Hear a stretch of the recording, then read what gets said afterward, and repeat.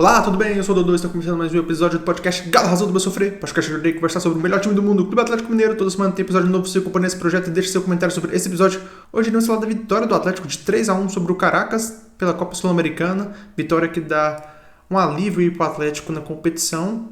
Agora o Atlético ainda tem mais um jogo nessa competição contra o Cienciano e precisa vencer para conseguir passar em primeiro, para garantir a primeira posição. Eu ainda não sei o resultado do jogo entre Cienciano e Iquique, enquanto eu gravo esse podcast. Então, talvez esse comentário que eu acabei de fazer já não tenha significado caso o Cienciano tenha perdido ou empatado contra o Iquique. Mas falando sobre o jogo, esse jogo do Atlético mostrou duas constantes que vem acontecendo com o Atlético na temporada, que é o time perde um caminhão de gols. Hoje o Atlético bateu o recorde de gol perdido. Foi gol perdido no primeiro tempo. Eu achei que tinha sido muito e no segundo tempo conseguiu perder mais gol ainda. Foi uma partida ridícula do setor ofensivo. A quantidade de gols perdidas é um absurdo. E a outra constante dessa temporada, a defesa é muito frágil. Hoje o Caracas, que é um time bem limitado, teve alguns momentos ali de pressão e quando colocou pressão, criou boas oportunidades. O Caracas teve chance de fazer mais gols. Também falhou aí na finalização em algumas vezes e outras o Atlético conseguiu rebater no último minuto. A defesa do Atlético é realmente desastrosa. E o ataque consegue criar, consegue trabalhar bem, mas finalizar não é com a gente. Quando o Paulinho saiu do Atlético, muita gente ficou feliz porque ele perdia muito gols. E agora parece que a gente está jogando com 3 ou 4 Paulinhos, porque o Rony, o Júnior Santos, o Coelho perdem um caminhão de gols todo jogo e hoje foi bastante. Hoje nem o nosso Rucão salvou. O Hulk perdeu 3 gols aí. Um foi numa bela falta e outros 2 na cara do goleiro. Ele bateu em cima do goleiro. Realmente foi um jogo bem difícil para o ataque em termos de finalização. Hoje o Atlético fez uma escalação um pouco diferente, visando o jogo contra o Cruzeiro no fim de semana. Mas o primeiro tempo terminou apenas 1-0 para o Atlético, então o Atlético teve que colocar todo mundo para jogar hoje. Então basicamente ninguém conseguiu realmente descansar. O Atlético entrou em campo com Emerson no gol, com Saravia e Caio Paulista nas laterais, Lianque e Alonso na zaga, no meio campo Fausto Vera, Rubens e o Bernat, e no ataque Júnior Santos, Coelho e Hulk.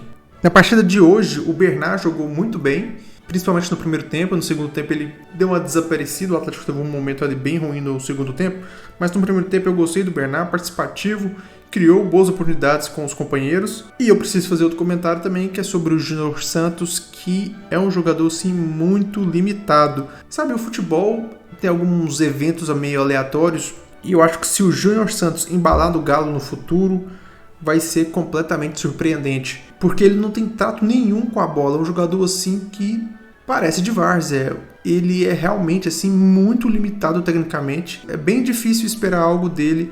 Até a correria com ele é difícil, sabe? Durante o jogo eu tive esse pensamento sobre o quanto ele é limitado. E eu pensei isso antes dele perder um caminhão de gols. E ele perdeu bastante gol também. Muito gol na cara. Aí o Hulk também perdeu muito gol na cara. Mas o Hulk a gente já sabe o que esperar pelo trato que ele tem na bola. Você sabe que o cara é craque de bola. O Júnior Santos tem dificuldade assim de dominar a bola. Ele até acabou fazendo uma assistência no segundo tempo. Mas é um jogador assim que vai ser muito surpreendente se ele conseguir brilhar no Atlético. Como eu disse, o Atlético dominou as ações do primeiro minuto até o fim, perdeu um caminhão de gols, mas quando o Caracas apertou, o Galo sofreu.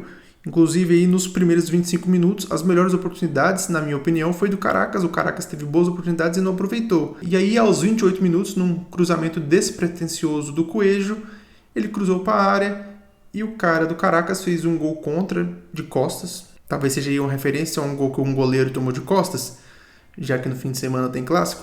Não sei, mas o Atlético deu um pouco de sorte e começou aí o jogo com 1-0 contra o Caracas, num gol contra, porque os atacantes mesmos conseguirem fazer o gol, estava bem difícil.